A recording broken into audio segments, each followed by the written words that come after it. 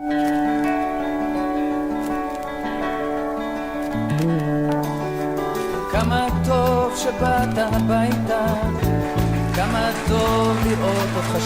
ont relevé le défi de l'Alia. Studio Kalita vous raconte leur histoire. Alia Story, c'est vous, c'est nous. Salut à tous, on est ravis de vous retrouver et surtout d'accueillir Mario Jacques Mordechai Yaakov Itzbiki. Il est avec nous pour nous raconter son parcours d'Alia. Bonjour. Bonjour. Alors on va se contenter de Mario pour l'interview, ça va aller ? Oui, je me reconnais. Donc vous êtes en Israël depuis les années 2000, ça fait donc 17 ans que vous êtes là. Vous êtes docteur en médecine, vous avez été un spécialiste des maladies cardiovasculaires, donc cardiologue à Genève, au siège européen des Nations Unies. Voilà, ça c'est, on va dire, la partie immergée de l'iceberg. Vous avez fait plein de choses dans votre vie. Vous avez vécu en Suisse de nombreuses années. Vous êtes suisse d'ailleurs, puisque vous êtes né là-bas. De génération en génération, je crois plusieurs générations, n'est-ce pas ? Mes grands-parents des deux côtés étaient déjà suisses. Mon père et ma mère aussi. Et mon père a fait 4 ans de service militaire en Suisse, sous les drapeaux pendant les années de guerre. De vrais patriotes. De patriotes, oui. On peut dire ça. Ouais. Alors, vous avez une carrière, on va dire, vous êtes médecin depuis des années, vous avez aussi étudié aux États-Unis, et puis vous avez passé, on va dire, la majorité de votre carrière en Suisse. Alors, qu'est-ce qui vous a pris, finalement, il y a 17 ans, pour venir changer de vie complètement, de venir vivre en Israël ? Parce que j'imagine que vous aviez une carrière très dense, une vie dense, intéressante, passionnante. Pourquoi venir en Israël ? C'est une longue histoire. Finalement, on pourrait la condenser dans le fait que j'ai été dans des mouvements de jeunesse en Suisse, en particulier les scouts, les tzofim. Et là-bas, on nous a inculqué que la seule place où on pouvait être en tant que juif était Israël. Alors j'ai reçu ce bagage sioniste de la part de ce mouvement de jeunesse. Et puis, on a vécu très intensément le novembre 1948, quand il y a eu le vote aux Nations Unies, après ce qui s'était passé pendant le Shoah. Et on était aux anges qu'on avait finalement la possibilité d'aller dans notre État, où on n'avait pas toujours à justifier le fait qu'on était juif. Alors, ça vous a pris quand même beaucoup de temps pour arriver. Quand vous avez des enfants qui grandissent, qui étudient, et que vous avez la charge de ces enfants, alors vous y pensez 2 fois avant de tout quitter et d'aller tout de même dans un État comme Israël, où tout est à refaire. Alors quand vous avez 26, 27 ans et que vous avez terminé les études de médecine, c'est une chose de commencer toute la carrière en Israël. Quand vous avez 45, 50 ans et que vous êtes dans votre carrière et que vous devez tout de même prendre soin de vos enfants et de leur éducation, alors c'est plus difficile. Alors on a attendu que je sois à la retraite. Mais pourtant, vous avez fait 2 tentatives. La première dans les années 65. Vous deviez partir à Afula. Vous aviez même une place à l'hôpital d'Afula. En 62, c'était avant de rencontrer ma femme. Ok. Et quand on s'est rencontrés, elle a dit, mais tu sais, moi, je ne suis pas encore prête Alors on s'est mariés. Et puis quand je suis retourné des États-Unis, c'était en 67. J'avais là-bas, je m'étais spécialisé en cardiologie. J'avais demandé au directeur de Shaare Zedek à Jérusalem de pouvoir venir en tant que médecin, en tant que cardiologue. Alors on m'a répondu, restez où vous êtes, on n'a pas besoin de vous, on a notre équipe médicale.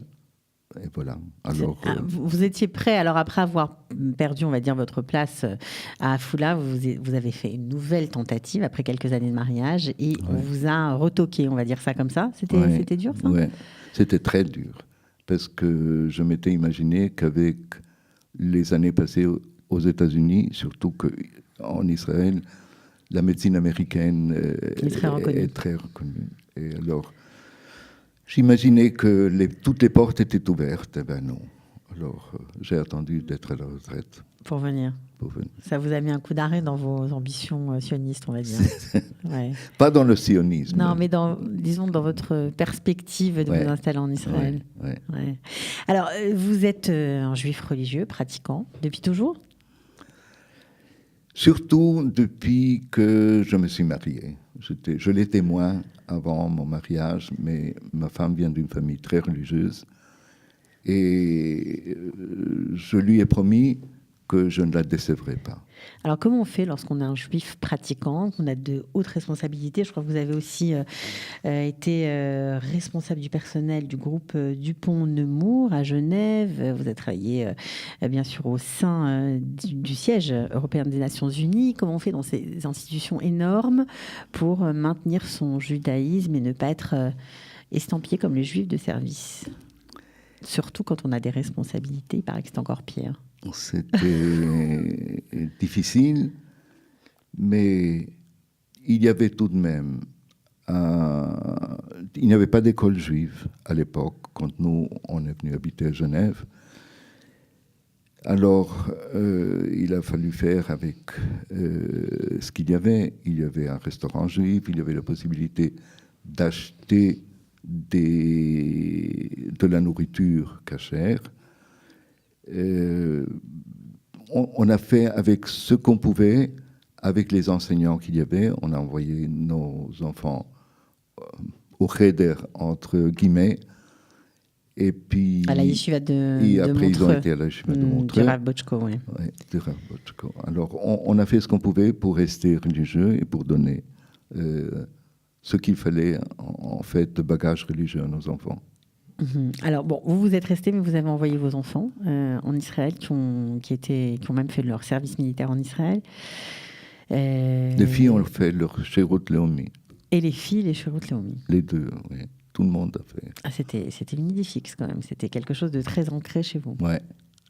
Ok. Comment c'était d'envoyer ces enfants à l'armée quand vous-même vous êtes resté... Je dois dire qu'on ne savait pas trop comment ça se passait ici à l'armée.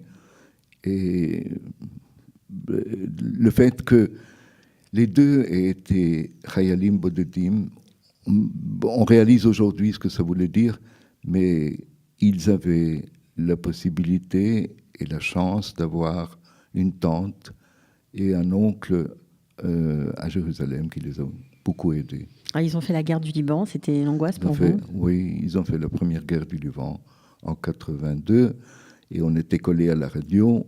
On a laissé la radio ouverte, même le Shabbat. On a compris après coup ce que ça voulait dire. Sur le moment, on était préoccupés par ce qui se passait au point de vue militaire. Mais c'est impossible pour quelqu'un qui vit à l'étranger de savoir ce que c'est un Chayal Boded. Mm-hmm. Et alors, j'imagine qu'ils devaient ressentir votre fierté, forcément. Vous leur avez dit que... Oui, ils le savent. On est très fiers, autant ma femme que moi-même, d'avoir pu transmettre le sionisme et qu'ils l'ont reçu de cette façon. Bon, aujourd'hui, la majeure partie de votre famille est installée en Israël. Et puis, finalement, à la retraite, vous les avez rejoints et vous ne faites plus du tout de médecine, par contre. Non, je ne fais plus de médecine. ça serait trop difficile, il faut se mettre à la page. J'ai tout de même... Vous avez essayé quand même pourtant, quand vous êtes arrivé, vous vous êtes dit, allez, je vais faire traduire mes diplômes et puis je vais être médecin ici, pourquoi pas, je vais apporter mon expérience au peuple juif. Oui, je voulais être médecin, même le faire sans être payé. Mais on m'a mis le bâton dans les roues en me disant que les diplômes ne garantissaient pas la qualité de la médecine que peut-être était requise par les médecins Non, israéliens. disons qu'il y avait des procédures un peu compliquées, il fallait traduire les diplômes, ça mettait 6 mois pour les recevoir, pour avoir des réponses, etc. Enfin, ça vous a pris beaucoup de temps. Ça vous a pris du temps, ça vous a énervé. Oui. Vous leur avez dit, sans Alors, moi. tant pis. Ouais. Donc vous êtes adonné à votre deuxième passion, qui est l'histoire. Oui, j'ai été à l'université hébraïque. On m'a demandé là aussi mes diplômes, en particulier les notes de la maturité, le diplôme de maturité. Et puis on m'a donné une équivalence en histoire de maîtrise, mais il a fallu faire 2 ans. De licence et vous êtes rentré en maîtrise. Oui. Voilà, avec votre doctorat en médecine. Avec mon doctorat. Qu'est-ce que vous avez étudié ? J'ai étudié l'histoire allemande du XXe siècle et en particulier la relation de la République de Weimar avec le judaïsme allemand, ou, si on voulait, la réaction du judaïsme allemand à ce qui s'était passé après la Première Guerre mondiale, où on les avait accusés d'avoir trahi l'Allemagne. Et j'ai essayé de comprendre pourquoi un peuple aussi cultivé que le peuple allemand en était arrivé au génocide. Vous avez compris ? En partie, il y a certaines conditions qui étaient à l'époque. Par exemple, les réparations que les Alliés avaient demandées aux Allemands étaient faramineuses. Et le peuple allemand avait beaucoup, beaucoup de peine à s'en sortir pour payer ces réparations. Il y a eu la crise économique de 1929. Il y a eu... Les Juifs, quand on leur a permis, quand on leur a donné la citoyenneté, la pleine citoyenneté, ils n'ont pas hésité à un moment, ils sont allés à l'université, il y avait beaucoup de médecins juifs, il y avait beaucoup d'avocats juifs. Ça a créé des jalousies ? Ça a créé beaucoup de jalousie dans le peuple allemand. Et surtout, après 1929, après la crise économique, quand on voyait que certains banquiers étaient riches, certaines personnes étaient très riches, et eux, les Allemands de souche étaient pauvres, ça crée des rivalités terribles. Alors quand les nazis sont arrivés au pouvoir et qu'ils ont dit tout est la faute du juif, ça a été facile à... Il y avait un terrain, il y avait un terrain déjà préparé pour entendre ces propos. Alors, vous avez étudié l'histoire allemande. C'était quoi ? C'était un besoin de... Pourtant, vous n'avez pas suivi la Shoah puisque vous étiez suisse depuis plusieurs générations. Vous avez été protégé. C'est le fait d'avoir perdu le reste de votre famille qui était resté, eux, en Pologne, qui n'ont pas survécu à la Shoah, qui a fait que... c'est quoi ? C'est le fait d'être en Israël D'abord, c'est le souvenir de l'enfant que j'étais quand j'ai écouté, c'est le seul, j'ai pas compris beaucoup de ce qui se passait, mais j'ai entendu les discours de Hitler, et en particulier quand il répétait nous allons effacer, tuer tous les Juifs qui nous incitent à faire la guerre.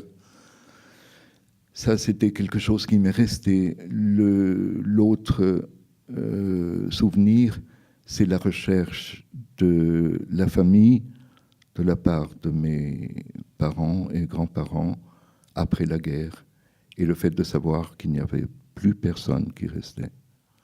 Ça vous a motivé pour chercher à comprendre. Oui. Mhm. Alors, donc, vous êtes aujourd'hui étudiant, enfin, en tout cas, vous êtes diplômé, on va dire, d'histoire. Vous avez un master incroyable que vous avez fait bien évidemment en hébreu. Donc, vous êtes complètement fluente hébreu, on va dire. On avait un professeur d'histoire, je ne dirai pas, je ne citerai pas son nom, mais qui a entendu que je parlais français avec des étudiants français qui aussi était venu apprendre l'histoire à l'université hébraïque. Il s'est énervé et il a dit Po anachnu be'universita ivrit, anachnu medabrim ivrit, on parle l'hébreu et pas le français. Alors si vous n'êtes pas capable de comprendre ou de parler l'hébreu, vous êtes prié de sortir. Ah, ça vous a mis les pendules à l'heure. Donc vous vous êtes mis d'arrache-pied à, Voilà. apprendre l'hébreu. Vous connaissiez l'hébreu? Vous connaissiez déjà l'hébreu? Oui, ouais. On avait suivi. Mais de là à écrire, lire, c'est quand même compliqué, Évidemment, l'hébreu universitaire. Oui, évidemment que l'hébreu parlé et l'hébreu parlé quotidien est différent que ce qu'on apprend dans les ulpanim en rôle. C'est comme chaque langue étrangère. Quand vous êtes dans le pays, vous devez parler, vous devez vous débrouiller dans la langue du pays. C'est autre chose que ce que vous avez appris. Alors aujourd'hui, vous êtes grand-père, arrière-grand-père même.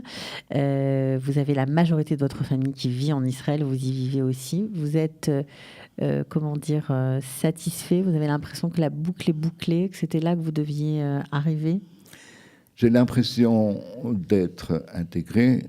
Je suis heureux de vivre parmi les miens et qu'on ne me reproche pas toujours d'être le juif ou le sale juif et qu'on ne me dise pas de retourner de là où je suis venu parce que j'y suis. Alors je suis très fier, très content. Vous avez subi de l'antisémitisme en Suisse? Oui. J'ai été de garde et je suis allé visiter un patient. Et quand je suis sorti de la maison, j'avais ma trousse d'urgence, mon béret de juif pieux sur la tête. On m'a dit, c'est quelqu'un qui s'est approché de moi avec un gros chien, qui m'a dit, t'es juif, n'est-ce pas? Alors j'ai dit oui. Je voulais dire fier de l'être, mais je n'ai pas trop osé. À cause du chien. Et puis, il m'a dit, eh bien, toi, sale juif, retourne de là où tu es venu, et j'espère que les Arabes termineront le travail que Hitler a commencé et n'a pas terminé. Alors, ça c'est qu'un souvenir. Mais il y a d'autres souvenirs. On est toujours le juif parmi les goyim.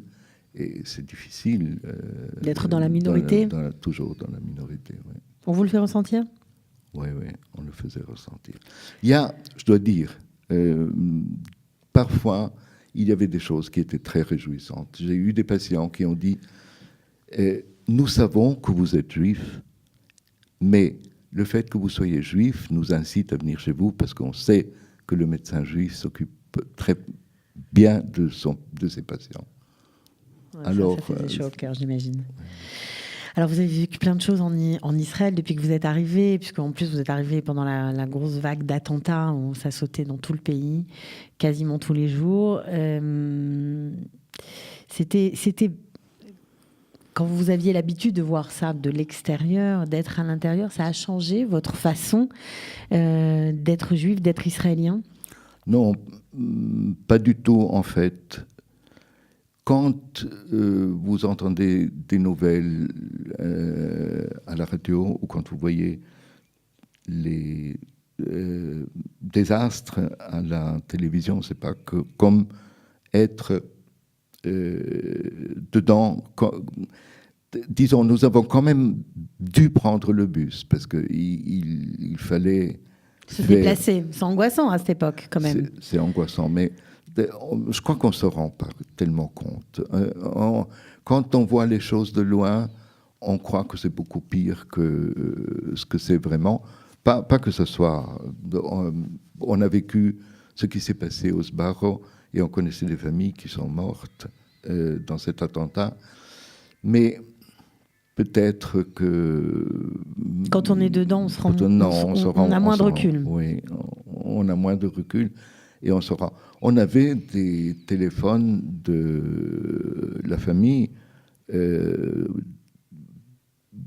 je ne dirais pas chaque heure, mais très souvent, pour demander où est-ce que vous êtes, qu'est-ce que vous faites, tout va bien. Mais on ne se rendait pas compte et puis il fallait quand même continuer de vivre. Mais bien sûr. Ok. Alors, le mot de la fin pour vous, c'est quoi l'image qui vous reste de cette alia? Je dois dire, nous sommes, parce que ma femme avec moi, nous sommes très contents d'être en Israël. Nous nous demandons parfois comment nous avons fait pour garder notre judaïsme, en particulier le judaïsme religieux, là où on était, dans la Gola, même si peut-être c'était plus facile en Suisse que dans d'autres pays. Nous sommes heureux d'être parmi les nôtres en Israël, de faire partie de la majorité, et nous sommes très, très, très fiers de nos enfants et heureux d'avoir nos petits-enfants et notre premier petit-enfant avec nous. Alors, on fait juste un petit clin d'œil à vos enfants qui nous écoutent peut-être, puisqu'il y en a un qui est un guide que nous aimons beaucoup, Rafi Izbiki, et puis il y en a un autre qui dirige le département de pneumologie à Shaare Zedek. Comme ça, vous avez vos deux passions avec vos deux enfants. Exactement. Vous êtes bien débrouillés. Je pense que le bon Dieu m'a aidé. Voilà. Ok, bah écoutez, en tout cas, merci beaucoup d'être venu. On vous souhaite plein de bonnes choses, de bien profiter encore de votre alia, de vos petits-enfants, de vos arrière-petits-enfants. Voilà. Merci à vous. Voilà, et de profiter d'Israël, évidemment. À bientôt. À bientôt. Au revoir. Au revoir. כמה טוב שבאת הביתה, כמה טוב לראות אותך שוב. Ils ont relevé le défi de l'Alia. Studio Kalita vous raconte leur histoire. Alia Story, c'est vous, c'est nous.